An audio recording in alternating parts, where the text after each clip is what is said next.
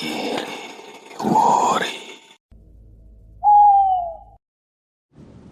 Halo, saya Lia. Dengerin terus ya Nyiliwuri. Saya Olga, jangan lupa untuk dengerin terus Nyiliwuri.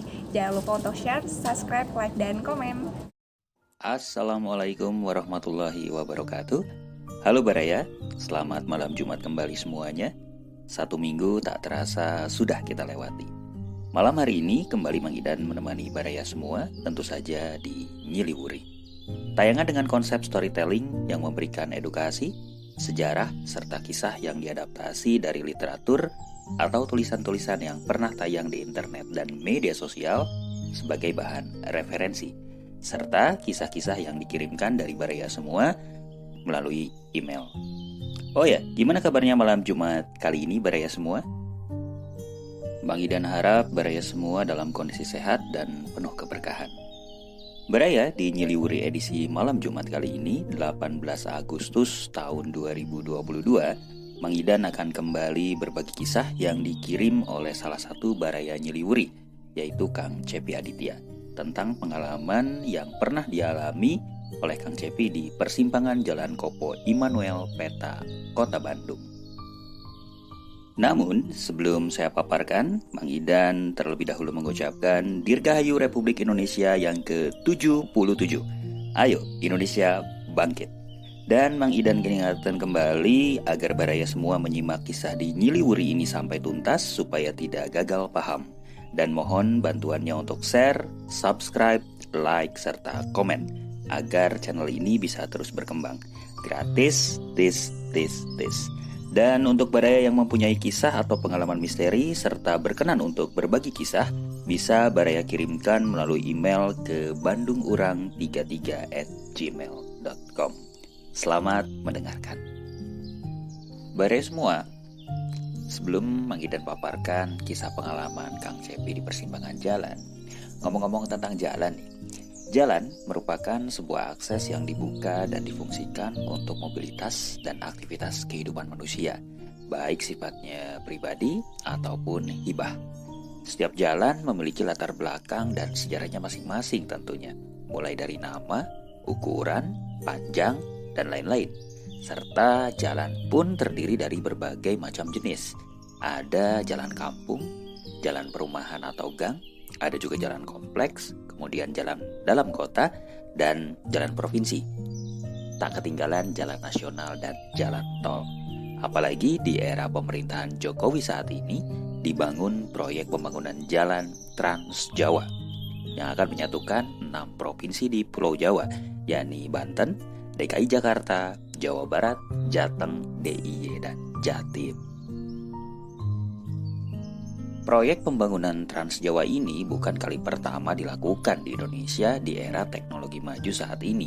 Sebab proyek pembangunan jalan sudah dilakukan pada zaman kolonial Belanda dulu, yakni proyek kerja paksa pembangunan Jalan Anyer Panarukan, yang pembangunannya diperintahkan oleh Herman Willem Daendels, seorang politikus Belanda sekaligus pernah menjabat sebagai Gubernur Jenderal ke-36 di Hindia Belanda, yang memerintah dari tahun 1808 sampai dengan 1811. Ketika beliau diangkat sebagai gubernur jenderal, posisi Belanda saat itu adalah negeri jajahan Prancis, sehingga tugas utama yang diemban olehnya adalah menjaga Pulau Jawa yang merupakan bagian koloni Prancis Belanda dari tangan Inggris.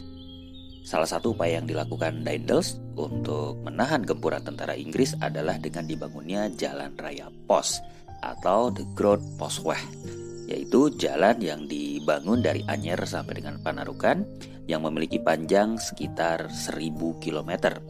Bentangannya yaitu di bagian utara Pulau Jawa, dari Anyer sampai ke Panarukan. Tujuan pembangunan Jalan Raya Pos oleh Daendels atau The Groot Postweg ini memiliki dua motif, yaitu motif pertama adalah politik dan militer, yakni sebagai sarana komunikasi antar daerah di sepanjang utara Pulau Jawa, sekaligus benteng pertahanan dari gempuran tentara Inggris. Dan motif yang kedua adalah motif ekonomi, dalam arti pembangunan Jalan Raya Pos diperuntukkan oleh penduduk mengangkut komoditas pertanian ke gudang pemerintahan atau ke pelabuhan. Adapun komoditas andalan yang dijadikan oleh Belanda pada saat itu dimaksud adalah untuk mengangkut biji kopi yang ditanam di Tatar Priangan.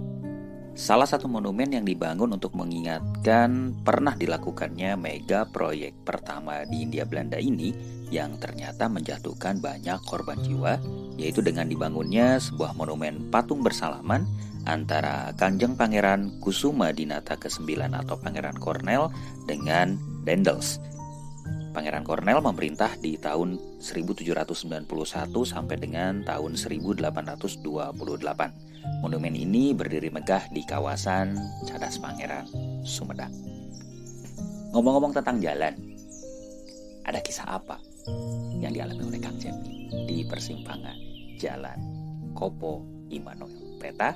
Jangan kemana-mana, Mang Idan akan paparkan setelah yang satu ini. Tetap di Nyili Wuri. Hai, aku Yola. Aku Caca. Dengerin terus Nyili Wuri. Jangan lupa share, subscribe, like, and comment. Wajib. Wajib. Langsung saja ke kisah pengalaman dari Kang Cepi. Kejadian ini terjadi pada tanggal 26 Agustus tahun 2004, tepat 4 bulan sebelum gempa bumi dan tsunami Aceh terjadi. Waktu itu aku sudah bekerja di sebuah percetakan milik pamanku yang terletak di Jalan Pagarsih, Kota Bandung, sebagai operator mesin offset beserta sepupuku Anwar. Maklum, perusahaan keluarga. Pada saat itu perkembangan dan persaingan di dunia percetakan memang sedang puncak-puncaknya. Tidak seperti sekarang, orang bisa melakukan apapun secara mandiri, sebab puluhan bahkan ratusan aplikasi bisa dengan mudah kita dapatkan hanya dengan mengunduhnya. Zaman memang sudah berubah cepat. Satu persatu jasa percetakan mulai berjamur di kawasan Pagarsih tersebut, bahkan sampai sekarang. Tapi tidak seramai dulu. Persaingan pada saat itu memang sangat sengit. Hal ini bisa aku lihat dan aku alami langsung, mulai dari perang harga, bahan baku kertas, sampai jasa pembuatan desain, atau bisa dibilang setting. Akibat dari persaingan tersebut, tidak sedikit yang menggunakan penglarisan, tak terkecuali pamanku. Walaupun 100% tidak menjamin bakalan laris manis. Hari itu kebetulan hari Kamis dan seperti biasa paman beserta kakak iparnya, berarti masih pamanku juga ya, rutin mengunjungi penasehat spiritualnya yang berada di Garut, tepatnya di wilayah Badega. Jadwal konsultasi pamanku biasanya malam Jumat di akhir bulan. Aku pernah ikut mengantar 1 kali waktu itu. Penasehat spiritual pamanku bukan dukun, karena aku tidak melihat benda-benda yang berhubungan dengan klinik, semisal sesajen dan lain-lain. Di pondokannya pun, ruangan tempat berkonsultasi hanya berupa balai-balai dan hanya terpampang 1 buah kujang di dindingnya, yang terbuat dari anyaman kulit bambu, atau orang Sunda menyebutnya bilik hinis. Aku waktu itu sempat melihat keanehan di tempat penasehat spiritual pamanku itu secara langsung saat Ki Jamaras, nama dari orang pintar itu, mempraktekkan sesuatu, mulai dari telur ayam kampung yang tiba-tiba berubah jadi batu hitam legam saat dia pegang, dan 1 bungkus rokok yang belum dibuka, tapi saat dibuka isinya ternyata berbagai macam merek rokok ada di dalamnya. Padahal itu rokok dibeli dari Bandung. Kembali ke cerita malam Jumat. Aku dan Anwar diminta untuk menemani paman ke Badega, buat jaga-jaga takut nanti mobil tiba-tiba di jalan mogok atau di tengah perjalanan ada hal yang tidak dikehendaki, dan kami berdua tidak bisa menolaknya. Lantas kami bertiga berangkat dari Jalan Pagarsih kira-kira pukul 7:30 malam, dan kondisi cuaca malam itu hujan rintik-rintik. Dengan mobil Mazda putih miliknya, pamanku mulai melaju ke arah barat Jalan Pagarsih dan berbelok ke kiri ke Jalan Jamika, dan terus melaju ke arah Jalan Lingkar Selatan atau Jalan Peta menuju ke rumah kakak iparnya pamanku yang satu lagi yang terletak di Jalan Kopo, sekarang Wahid Hashim. Letak rumahnya tidak jauh dari perempatan lampu lalu lintas Kopo Immanuel ke arah terminal Lewi Panjang. Tapi karena rumahnya masuk gang, jadi terpaksa kami parkir di pinggir jalan, tidak jauh dari kantor kecamatan Bojong Loa Kaler. Setelah mobil diparkir, pamanku menyuruh Anwar untuk menjemput kakak iparnya atau paman Yuda sambil membawakan payung karena hujan masih gerimis. Ya, gerimis mengundang untuk mager di rumah sambil minum kopi. Sepeninggal Anwar keluar dari mobil kira-kira 10 menitan, aku dikagetkan oleh suara pamanku yang tiba-tiba menyuruhku. "Cep, lu perhatikan wanita yang di belakang mobil kita tuh. Ngapain hujan-hujan kayak orang linglung gitu?" Ucap pamanku dan langsung aku menoleh ke belakang dari dalam mobil. Oh, rupanya pamanku memperhatikan wanita itu dari spion mobil. Benar saja, aku melihat seorang wanita berpakaian biru muda dan memakai rok kembang-kembang dengan rambut sebahu seperti sedang mencari sesuatu di pinggir jalan dan memegang payung warna merah. Posisinya membungkuk-bungkuk melihat ke bawah, persis seperti orang yang kehilangan sesuatu. Dan yang paling aneh, kok payungnya kenapa nggak dipakai? Padahal kan hujan gerimis. Belum hilang keanehan di kepalaku, pamanku menyuruhku untuk keluar mobil dan bertanya sama wanita itu sambil bawain senter. Tanpa pikir panjang, aku langsung ambil senter dan keluar mobil menuju ke arah wanita itu. Jarak dia berdiri dari mobil yang diparkir kira-kira 1,5 meteran, dan aku langsung bertanya sambil menerangi jalan dengan sorot lampu senter. "Maaf teh, lagi cari apa? Barangkali bisa saya bantu?" Lalu wanita itu menjawab tanpa menoleh atau menunjukkan wajahnya ke arahku, tetap dengan posisi membungkuk melihat ke bawah. Ini saya cari barang. Saya tadi kayaknya jatuh di daerah sini. Ya, saya yakin jatuhnya di sini, tapi kok nggak ada ya?" Jawabnya sambil tetap fokus menunduk. Aku kemudian bertanya lagi, "Memangnya barangnya apa teh? Dan jatuhnya kapan?" Tanyaku. Lalu dia menjawab, "Jatuhnya tadi kira-kira jam 2 siang, di sini. Daging sih, makanya dicari." "Hah? Daging?" "Ya, teh kalau daging mungkin sudah diambil orang atau ada yang buang dikira sampah. Apalagi tadi siang jatuhnya. Diikhlasin aja teh," timpalku. Lalu perempuan itu berjalan menuju ke arah terminal Lewi Panjang sambil berkata, "Ya sudah, coba saya cari ke arah terminal, mungkin ada yang nemuin. Nuhun, sambil berlalu. Lantas aku kembali ke mobil sambil mematikan senter, disambut dengan pertanyaan pamanku. "Nyari apa tuh perempuan, Cep?" "Nyari daging, Mang. Katanya tadi siang jatuh di situ. Terus dia mau cari ke terminal, barangkali ada yang nemuin, gitu katanya," jawabku. Belum sempat berbincang banyak, tiba-tiba Anwar dan pamanku yang satu lagi datang membuka pintu mobil dan langsung masuk, diiringi dengan pertanyaan berada aneh dari paman Yuda. "Kalian ngapain parkir di sini? Aduh, ayo buruan jalan."